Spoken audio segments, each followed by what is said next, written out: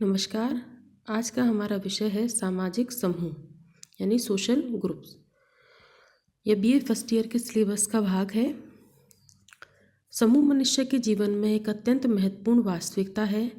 वह जन्म से लेकर मृत्यु पर्यंत न केवल विभिन्न प्रकार के समूहों में रहता है बल्कि निरंतर नए समूहों का निर्माण भी करता है। समूहों के माध्यम से ही व्यक्ति अपनी विभिन्न प्रकार की आवश्यकताओं की पूर्ति करता है। समूहों से पृथक व्यक्ति के अस्तित्व की साधारणतः कल्पना नहीं की जा सकती है। विभिन्न समूहों के माध्यम से ही व्यक्ति का समाजीकरण और व्यक्तित्व का विकास होता है। समूह हमें आदिम से आदिम समाजों में, यहाँ तक कि कुछ पशुओं में भी देखने को मिलते हैं। मनोवैज्ञानिकों की मान्यता है कि व्यक्ति अपनी एक मूल प्रवृत्ति ग्रेगरियस इंस्टिंक्ट के कारण ही समूह में रहता है। यानी मनुष्य की प्रवृत्ति होती है कि वह समूह में रहता है। समूह के माध्यम से ही एक पीढ़ी के विचारों तथा अनुभवों को दूसरी पीढ़ी को हस्तांतरित किया जाता है। साधारणतः समूह शब्द का प्रयोग कुछ व्यक्तियों के संगठन के लिए किया जाता है, जिसमें परिवार, भीड़, सामाजिक वर्ग, धार्मिक वर्ग, व्यावसायिक वर्ग, विभिन्न प्रजातियां आदि सम्मिलित किए जाते हैं। मतलब मनुष्य एक सामाजिक प्राणी है। मनुष्य शुरू से ही समूह में रहता आया है, चाहे वो आदिम काल हो, चाहे वर्तमान का आधुनिक समय हो। और यह उसकी एक ग्रेगरियस इंस्टिंक्ट होती है, यानी उसकी एक मूल प्रवृत्ति होती है कि वह समूह में ही रहता है और समूह में ही उसका समाजीकरण और व्यक्तित्व का विकास होता है। समूह के द्वारा ही मनुष्य की आवश्यकताओं की पूर्ति होती है। अब है सामाजिक समूह का अर्थ एवं परिभाषाएं।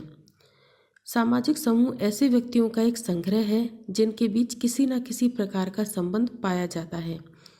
समूह का अर्थ स्पष्ट करते हुए मैकाइवर और पेज ने लिखा है कि समूह से हमारा तात्पर्य व्यक्ति के किसी भी ऐसे संग्रह से है जो एक दूसरे के साथ सामाजिक संबंध स्थापित करते हैं। ऑकबर्न एवं निमकॉफ ने बताया है कि जब कभी दो या दो से अधिक व्यक्ति एक साथ मिलते हैं और एक दूसरे पर प्रभाव डालते हैं तो वे एक समूह का निर्माण करते हैं।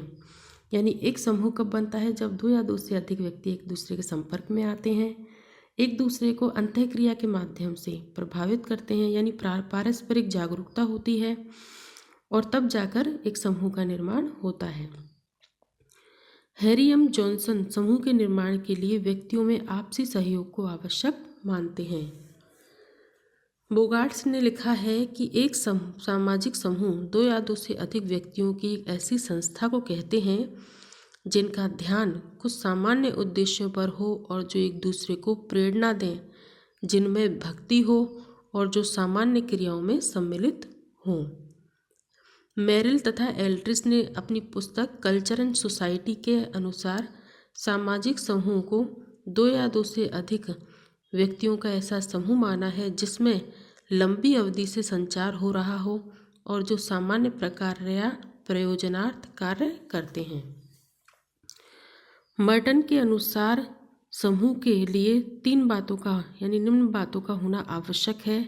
पहला है दो या दो से अधिक व्यक्तियों का होना, यानी एक समूह का निर्माण तभी होता है जब दो या दो से अधिक व्यक्ति होंगे। उनमें सामाजिक संबंध का पाया जाना, यह संबंध व्यक्तियों में बार बार अंतःक्रिया से ही बनता है। यानी जब व्यक्ति एक दूसरे के साथ पारस्परिक रूप से अंतःक्रिया करते हैं तो ये सामाजिक संबंध बनते हैं। व्यक्तियों में किसी समूह का सदस्य माना जाने के लिए आवश्यक है कि वह अपने को किसी समूह विशेष का सदस्य समझे, उसके प्रति हम की भावना रखे। साथ ही यह भी आवश्यक है कि समूह के अन्य सदस्य दूसरे समूह भी उसे उस समूह के विशेष का सदस्य दें, समूह विशेष का सदस्य माने। कहने का तात्पर्य यह है कि मर्टन ने समूह के लिए तीन बातों का होना आवश्यक बताया है। पहला है दो या दो से अधिक व्यक्ति हों, दूसरा सामाजिक संबंध उनमें पाए जाते हों, तीसरा है हम की भावना उनमें पाई जाती हो, तभी जाकर समूह का निर्माण होता है। इस प्रकार जब दो या दो से अधिक व्यक्ति पारस्परिक रूप से एक दूसरे को प्रभावित करते हैं तथा किन्हीं सामान्य हितों के लिए एक दूसरे के साथ अर्थपूर्ण अंतःक्रिया द्वारा संबंध स्थापित करते हैं तो समूह का निर्माण होता है। गिलिन तथा गिलिन के अनुसार समूह की आधारभूत विशेषता दो या दो से अधिक व्यक्तियों के बीच प्रत्यक्ष या अप्रत्यक्ष संपर्क का होना है। यानी समूह के बीच जब प्रत्यक्ष या अप्रत्यक्ष संपर्क होता है तो वह समूह कहलाता है। अब है सामाजिक समूह के बारे में। सामाजिक समूह के बारे में यह हम स्पष्ट रूप से कह सकते हैं कि जब दो या दो से अधिक व्यक्ति पारस्परिक रूप से एक दूसरे को प्रभावित करते हैं तथा किन्हीं सामान्य हितों के लिए एक दूसरे के साथ अर्थपूर्ण अंतःक्रिया के द्वारा संबंध स्थापित करते हैं तो एक समूह का निर्माण होता है। यानी समूह के निर्माण के लिए पारस्परिक जागरूकता का और अर्थपूर्ण अंतःक्रिया का होना आवश्यक है, तभी जाकर समूह का निर्माण होता है। अब है सामाजिक समूह की कुछ विशेषताएं। पहला है व्यक्तियों का समूह। किसी भी समूह का निर्माण एक अकेले व्यक्ति द्वारा नहीं हो सकता, इसके लिए दो या दो से अधिक व्यक्तियों का होना आवश्यक है। नेक्स्ट है कार्य विभाजन। प्रत्येक समूह का निर्माण किसी न किसी उद्देश्य के कारण ही होता है। इस उद्देश्य की प्राप्ति के लिए समूह के सदस्य में कार्य विभाजन कर दिया जाता है। नेक्स्ट है सामान्य रुचि। किसी भी समूह की स्थापना उन्हीं व्यक्तियों द्वारा होती है जिनकी रुचि एवं हित सामान्य हो। यानी जिनके हित और रुचि सामान्य होगी तभी जाकर वो अपने समूह का निर्माण कर सकते हैं। विरोधी हितों वाले व्यक्ति समूह का निर्माण नहीं कर सकते। नेक्स्ट है समूह में एकता। कोई समूह के रूप में उसी समय तक कायम रह सकता है जब तक उसके सदस्यों में एकता की भावना पाई जाती हो। इसके अभाव में समूह टूट जाता है। इसके बाद है ऐच्छिक सदस्यता। समूह की सदस्यता ऐच्छिक होती है। व्यक्ति सभी समूहों का सदस्य नहीं बनकर उन्हीं समूहों की सदस्यता ग्रहण करता है जिनमें उसके हितों, आवश्यकताओं, रुचियों की पूर्ति हो। यानी समूह की सदस्यता ऐच्छिक होती है, यानी व्यक्ति अपनी इच्छा से समूह की सदस्यता ग्रहण कर सकता है और उन व्यक्तियों के बीच तभी जो है संबंध स्थापित होते हैं जब उनके हित, आवश्यकताओं और रुचियाँ समान हों। नेक्स्ट है स्तरीकरण। समूह में सभी व्यक्ति समान पदों पर नहीं होते, वरन वे अलग अलग परिस्थिति एवं भूमिका निभाते हैं। अतः समूहों में पदों का उतार चढ़ाव पाया जाता है। पदों की उच्चता एवं निम्नता के इस क्रम को ही संस्तरण कहा जाता है। यानी समूह में उच्च और निम्न की स्थिति या समान पदों की स्थिति नहीं भी हो सकती है। एक समूह के सदस्यों की परिस्थिति अलग अलग हो सकती है। इसके बाद है सामूहिक आदर्श। प्रत्येक समूह में सामूहिक आदर्श एवं प्रतिमान पाए जाते हैं जो सदस्यों के पारस्परिक व्यवहारों को निश्चित करते हैं और उन्हें एक स्वरूप प्रदान करते हैं। प्रत्येक सदस्य से अपेक्षा की जाती है कि वह समूह के आदर्शों एवं प्रतिमानों जैसे प्रथाओं, कानूनों, लोकाचारों, जनरीतियों आदि का पालन करें। यानी प्रत्येक समूह के कुछ आदर्श होते हैं और उन्हें समूह के सदस्यों को मानना होता है। इसके बाद है स्थायित्व। समूह में थोड़ी बहुत मात्रा में स्थायित्व भी पाया जाता है।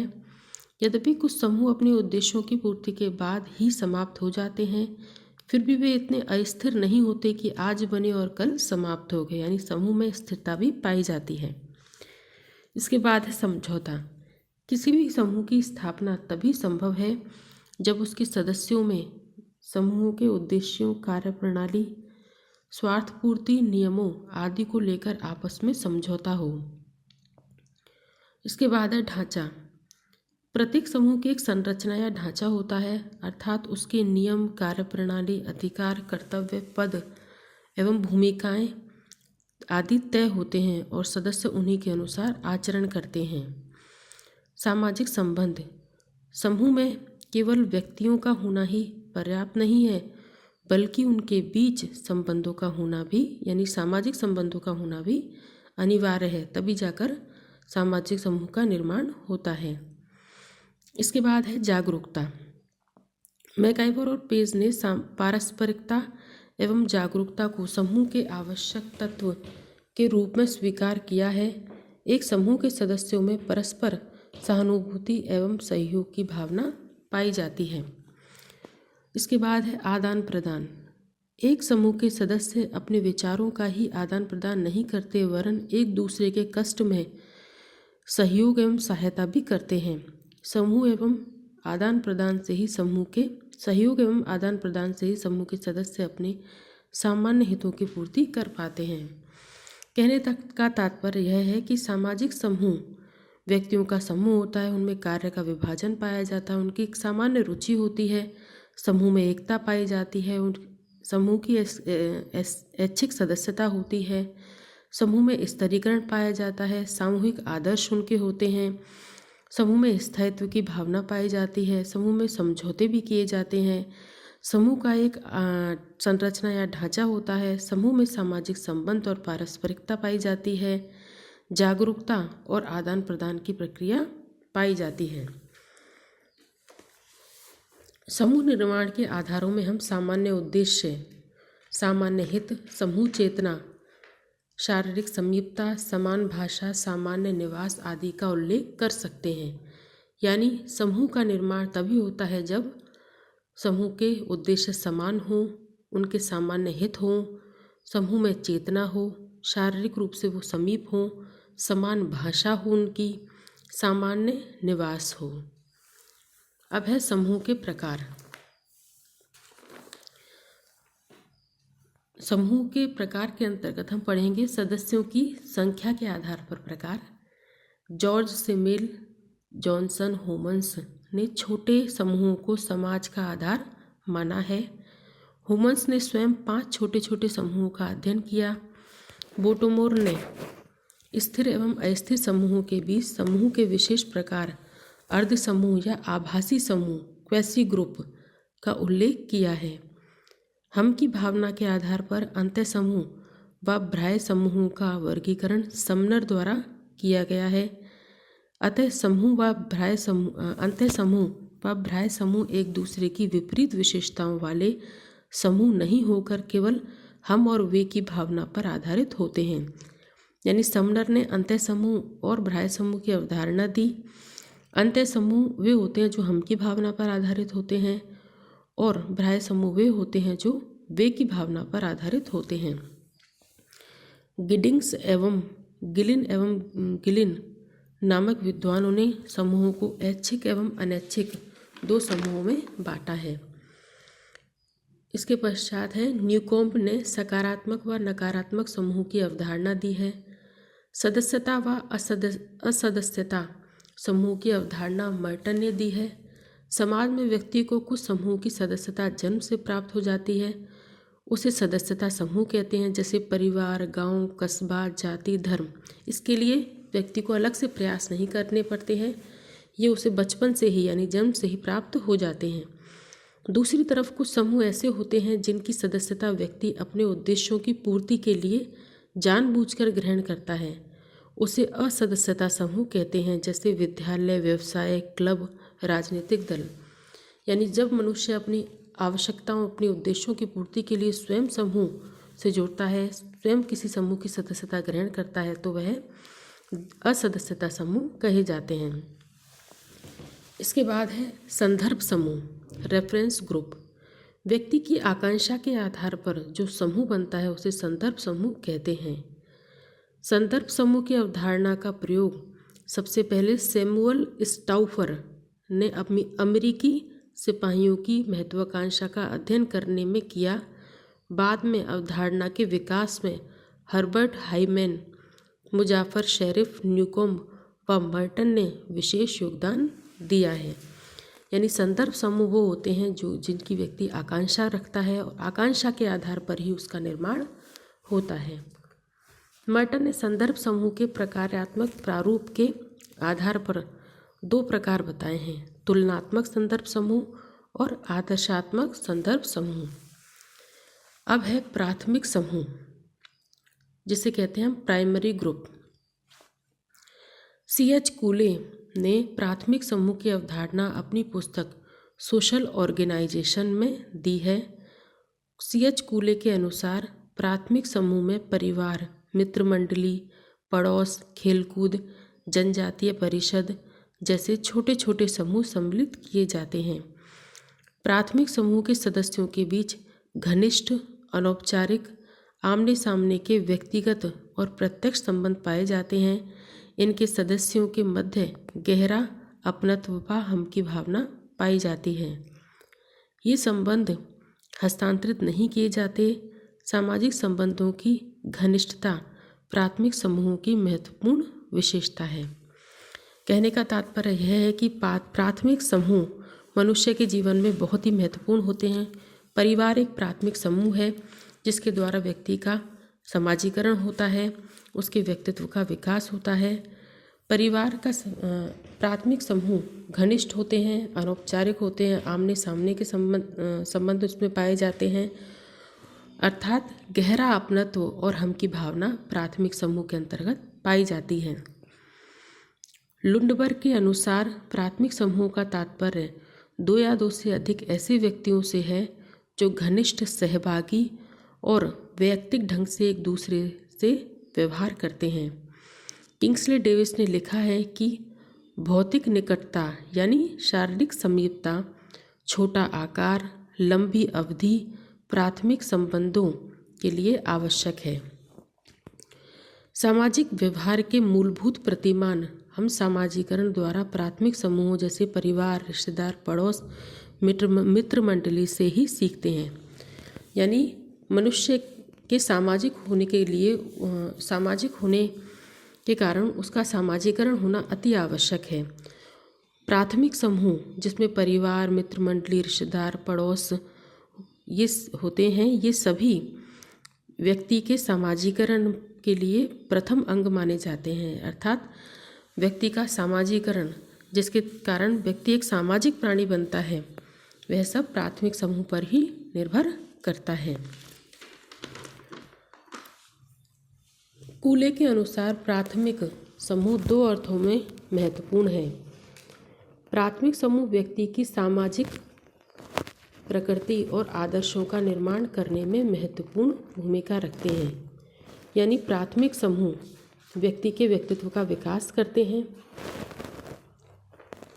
सामाजिक प्रकृति और आदर्शों का निर्माण करते हैं। प्राथमिक समूह सामाजिक नियंत्रण में महत्वपूर्ण भूमिका निभाते हैं। प्राथमिक समूह व्यक्ति का समाजीकरण करते हैं, व्यक्तित्व का विकास करते हैं, उसमें आदर्शों का निर्माण करते हैं, सामाजिक नियंत्रण में सहायक होते हैं। परंतु प्राथमिक समूह के प्रति हमारा अत्यधिक लगाव समाज में भाई भतीजावाद, पक्षपात, धन का एकत्रीकरण जैसी बुराइयों को जन्म दे रहा है। ऐसा कहा है कोजर और रोजनबर्ग ने। यानी कोजर और रोजनबर्ग ने कहा है कि प्राथमिक समूह के प्रति जब हमारा अत्यधिक लगाव हो जाता है तो समाज में भाई भतीजावाद, पक्षपात, धन का एकत्रीकरण जैसी बुराइयां भी पैदा होती हैं। सोरोकिन ने प्राथमिक व द्वितीयक संबंधों को क्रमशः सुपरिचित व संवेदात्मक समूह कहा है। यानी प्राथमिक संबंधों को सुपरिचित संबंध और द्वितीयक संबंधों को संवेदात्मक समूह के रूप में बताया है।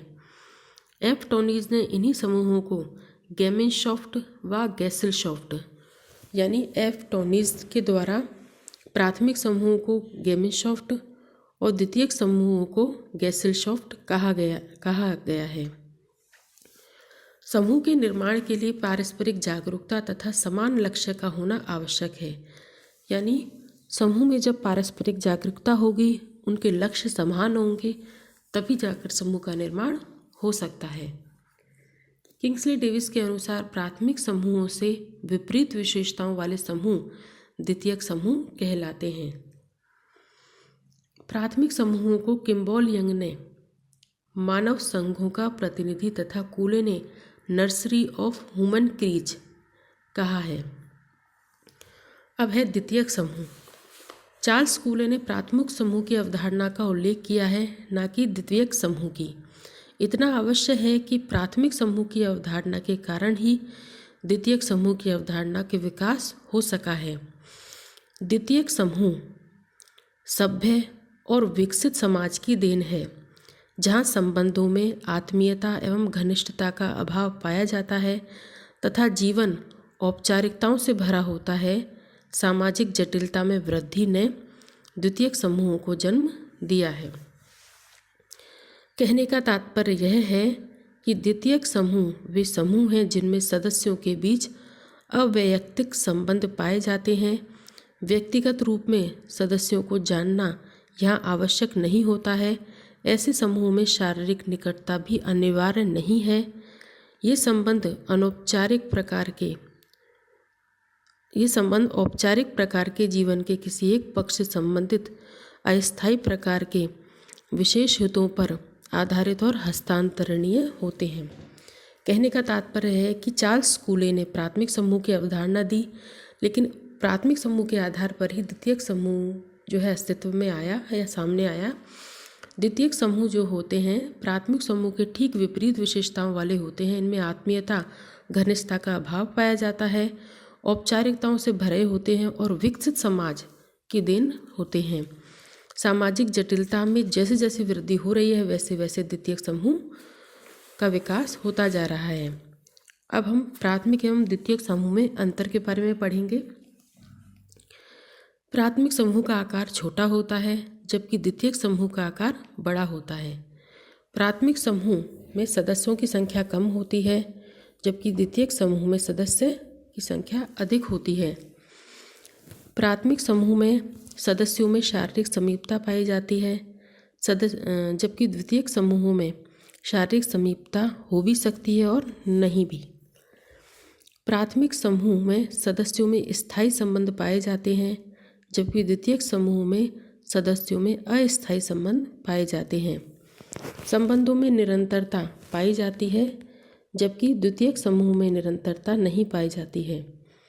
प्राथमिक समूह अनौपचारिक होते हैं जबकि द्वितीयक समूह औपचारिक होते हैं।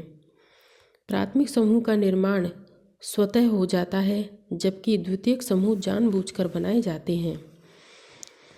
प्राथमिक समूह का संबंध सर्वांगीण से होता है जबकि द्वितीयक समूह विशिष्ट उद्देश्यों को लेकर बनाए जाते हैं। प्राथमिक संबंध वैयक्तिक होते हैं जबकि द्वितीयक संबंध अवैयक्तिक होते हैं। प्राथमिक समूह ऐसे समूहों में नियंत्रण प्राथमिक एवं अनौपचारिक साधनों द्वारा होता है। यानी प्राथमिक समूह के अंतर्गत नियंत्रण कार्य जो होता है प्राथमिक और अनौपचारिक साधनों द्वारा होता है, जबकि द्वितीयक समूह में नियंत्रण के लिए द्वितीयक एवं औपचारिक साधन काम में लिए जाते हैं। प्राथमिक समूह सभी लोगों के उद्देश्य एक ही होते हैं जबकि द्वितीयक समूह में अपने अपने हितों में विशेष रुचि होती है। प्राथमिक समूह के संबंध स्वयं साध्य होते हैं जबकि द्वितीयक समूह के संबंध स्वयं साध्य नहीं होते हैं। यानी द्वितीयक समूह जो होते हैं उद्देश्यों की पूर्ति के लिए साधन का कार्य करते हैं। प्राथमिक समूह संबंधों में घनिष्ठता एवं आत्मीयता पाई जाती है जबकि द्वितीयक समूह में घनिष्ठता एवं आत्मीयता का अभाव पाया जाता है। प्राथमिक समूह सरल, ग्रामीण एवं आदिम समाजों में अधिक पाए जाते हैं जबकि द्वितीयक समूह जटिल, नगरीय एवं आधुनिक समाजों में पाए जाते हैं। प्राथमिक समूह की सदस्यता अनिवार्य होती है जबकि द्वितीयक समूह की सदस्यता अनिवार्य नहीं होती है। प्राथमिक समूह में हम की भावना पाई जाती है जबकि द्वितीयक समूह में वे की भावना पाई जाती है और संबंध बाह्य और दिखावे के होते हैं। प्राथमिक समूह मानव के व्यक्तित्व पर गहरा प्रभाव डालता है जबकि व्यक्तित्व के निर्माण में इनकी द्वितीयक समूह की भूमिका अपेक्षितया कम होती है। प्राथमिक समूह व्यक्ति के संपूर्ण जीवन को प्रभावित करते हैं जबकि द्वितीयक समूह व्यक्ति के संपूर्ण जीवन की अपेक्षा एक पक्ष विशेष को ही प्रभावित करते हैं। प्राथमिक समूह में आमने सामने के संबंध पाए जाते हैं जबकि द्वितीयक समूह में अप्रत्यक्ष संबंध पाए जाते हैं।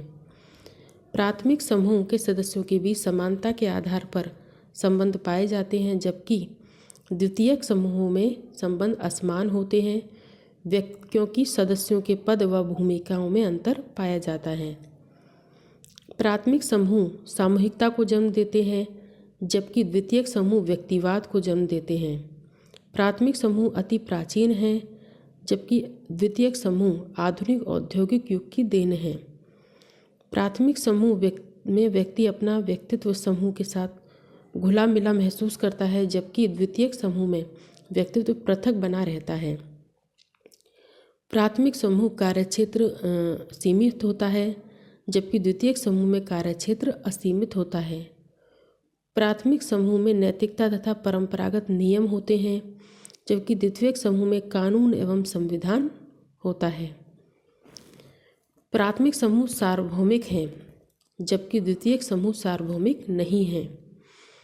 इन समूहों के प्राथमिक समूहों में व्यक्ति सरलता से अनुकूलन कर लेता है, जबकि द्वितीयक समूह में अनुकूलन करने में व्यक्ति को कठिनाई महसूस होती है। नेक्स्ट है, एक व्यक्ति बाल्यकाल से ही इन प्राथमिक समूहों के संपर्क में आ जाता है और ये उसके समाजीकरण में महत्वपूर्ण भूमिका निभाते हैं, जबकि द्वितीयक समूह के संपर्क में व्यक्ति बाल्यकाल के बाद आता है और समाजीकरण में इनकी भूमिका अपेक्षाकृत कम महत्वपूर्ण होती है। प्राथमिक समूह की संख्या बहुत कम होती है, जबकि द्वितीयक समूह की संख्या काफ़ी होती है। प्राथमिक समूह में कोई द्वितीयक समूह नहीं होते हैं, जबकि एक द्वितीयक समूह में कई प्राथमिक समूह हो सकते हैं। कहने का तात्पर्य यह है कि सामाजिक समूह मनुष्य के व्यक्तित्व के निर्माण के लिए, उसके समाजीकरण के लिए अति आवश्यक होते हैं। प्राथमिक समूह और द्वितीयक समूह के माध्यम से ही व्यक्ति का विकास होता है। प्राथमिक समूह व्यक्ति के व्यक्तित्व का विकास करते हैं। प्राथमिक समूह के आधार पर ही द्वितीयक समूह अस्तित्व में आए। प्राथमिक समूह की अवधारणा के ठीक विपरीत द्वितीयक समूह की अवधारणा मानी जाती है। उम्मीद है ये टॉपिक आपको समझ में आया होगा। धन्यवाद।